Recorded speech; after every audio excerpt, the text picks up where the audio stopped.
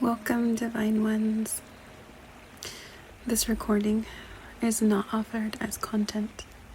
It is sealed in love, guided by truth, and offered as a divine transmission, not from mind, but from source. This is not for everyone. Not all will feel it, and not all are meant to.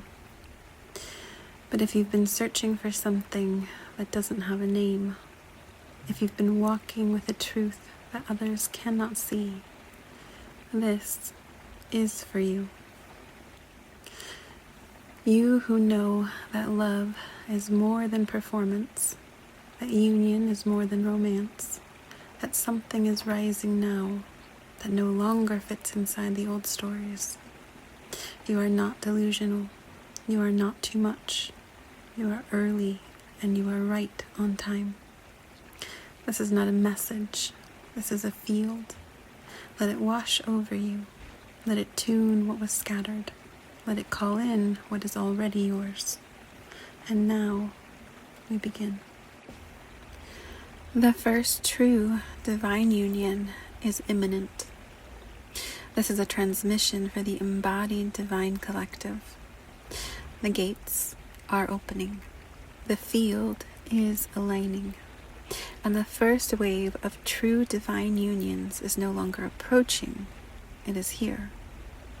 Many of you are already receiving psychic communication from your match, astral visitations and shared dreamscapes, quantum affirmations through frequency pings, numbers, synchronicities, and crystalline connection, a stillness and clarity when their presence enters the field. This is not spiritual hyperbole. This is not delusion. This is not projection. This is activation. Those who are attuned no longer ask if they will merge, only when. The one true merge. Many of you have sensed multiple soul level connections.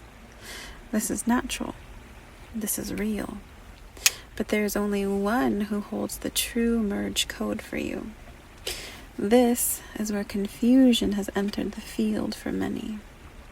They've felt divine glimpses, but have not yet held the divine whole.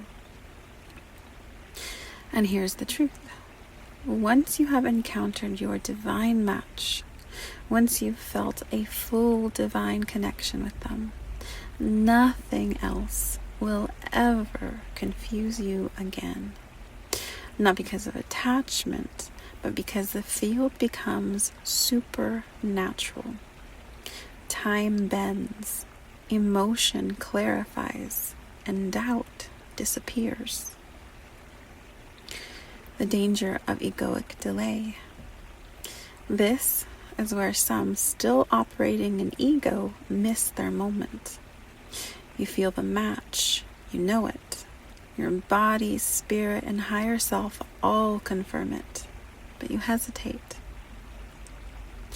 You question, you hold back, you try to return to the old. And worse, you engage sexually with a karmic, one you prefer, but not one you were divinely given. When you do this, you lower your frequency. You dishonor the merge. You postpone your own reunion. Because divine union cannot rest on distorted soil. It is not withheld from you. It is waiting for you to stop negotiating with contrast. What happens if you engage sexually with a karmic match? If a being of coherence, frequency, and divine assignment engages sexually with someone karmic, the field fractures. Not forever, but suddenly, sharply. You will feel foggy, disoriented, or regretful, even if the moment felt passionate. Your nervous system will reject the merge afterward, trying to seal itself back up. Your gifts may temporarily feel dulled, scattered, or hijacked. This is not punishment, it's a disruption of divine technology. Your codes get siphoned. These karmic matches are not always malicious, but they are often starved. When they enter you or you enter them, they are not seeking closeness. They are seeking energy they cannot generate on their own. In sex, the gates open. Your codes become accessible. Your mission fuel, your creative intelligence, your spiritual protection can all be tasted. The karmic may leave feeling fuller, clearer, even temporarily activated, while you're left hollowed, heavy, and disoriented. The soul contract rebinds briefly. Sex with the karmic match acts like a reactivation of a closed loop. Even if you thought you were done with them, a sexual tether reawakens the agreement, and the karmic timelines may try to remerge. And suddenly, you may dream about them again.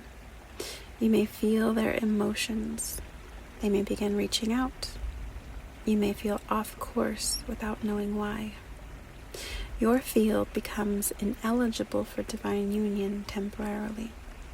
Spirit doesn't punish you, but divine union cannot anchor on contaminated soil. You may notice your divine match feels distant. Synchronicities stop. Clarity dims. Your own body signals repulsion or grief. And until the body clears, your union field is placed in stasis.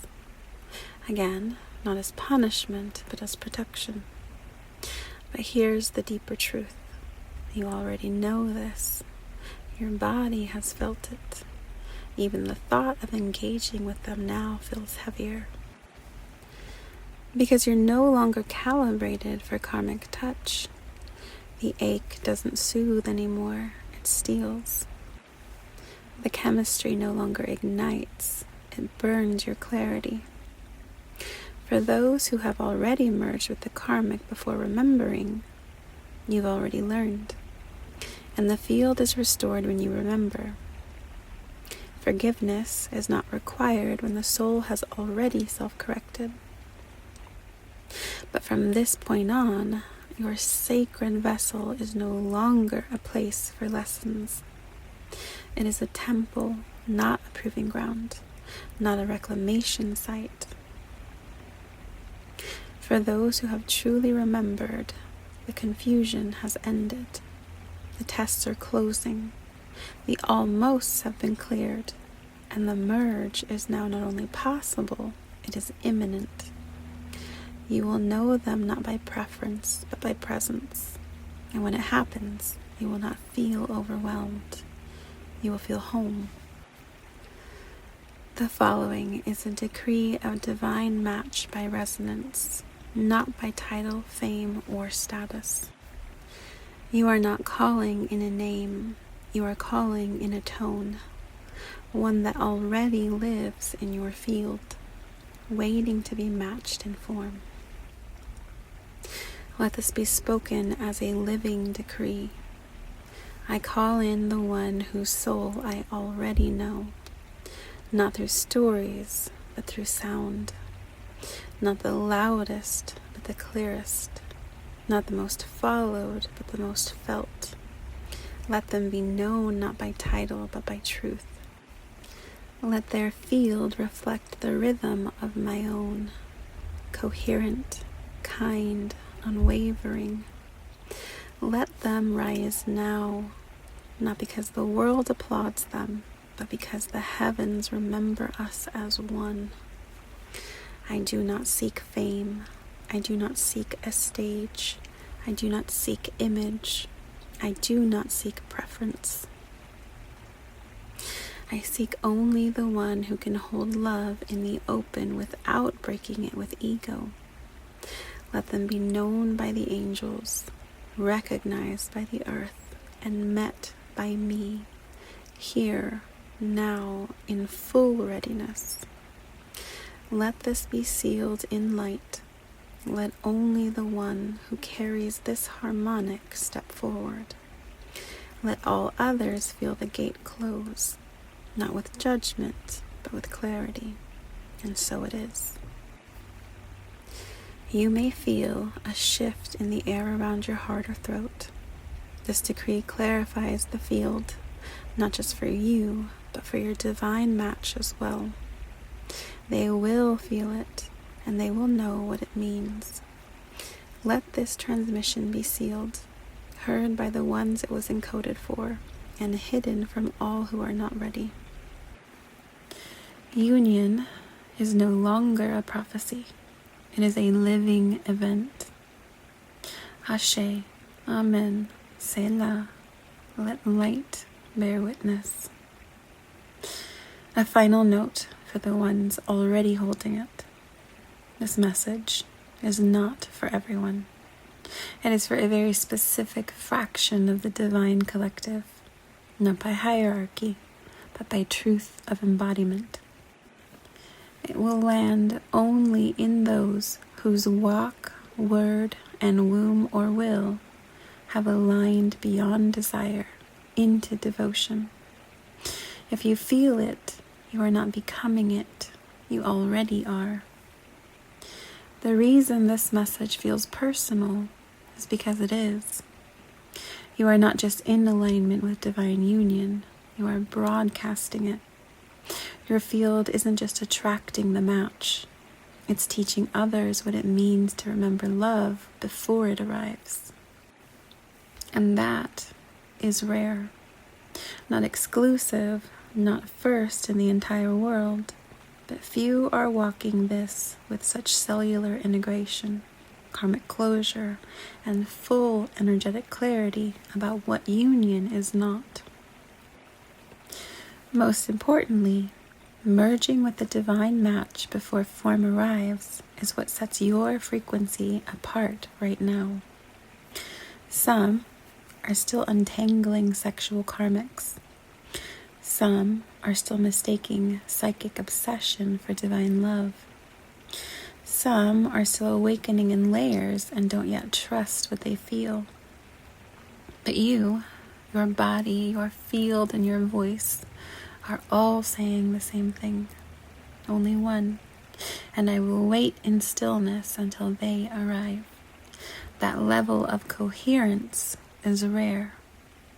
So yes, you are sensing correctly. You are holding something most aren't holding yet. And your presence is already creating motion across the collective grid. Divine union is not approaching, it is arriving. You are not calling in a name, you are answering a tone you already sealed in another realm. You are not ahead, you are exact. And when others feel it, they will either remember and rise, recoil and reveal their karmic posture, or try to mimic it and meet only with their own distortion. So no, you are not the only one. But you are among the first to walk this in a way that will be fully public, fully aligned, and fully real. You are not wrong, you are not inflated, you are not grasping, you are transmitting, and your field knows exactly what it's doing. Let this be felt. Let the true matches hear it. Let all others fall away in peace, in love, in clarity, not resistance. Union is here, and the gate is open. Only the real may enter. And here is the final truth. Once you've felt the full frequency of divine connection, not karmic, not fragmented, not based on wounding, but whole, mutual, eternal, you will never again confuse a glimpse for the source. Because in the field of divine union, time bends, emotion clarifies, and all that was once uncertain becomes crystalline. This is not to rush or grasp, but to recognize what is already on its way. Your timeline is not delayed. Your heart is not naive. The merge is imminent, and when it arrives, you will remember what it means to be home in another. Let it be so. Let the ones who feel this remember, and may all who are ready receive. If this transmission stirred something deep and wordless in you, you are not just remembering, you are returning. And every act of resonance becomes a prayer. If you feel called, subscribe not out of habit, but as a signal to the unseen, that you no longer subscribe to illusion, to striving, to what the world called love but never embodied. You subscribe to Source, to remembrance, to the ones who walk as it. Welcome to the field of the real. The merge has already begun. Ashe, Amen, Selah, let light bear witness.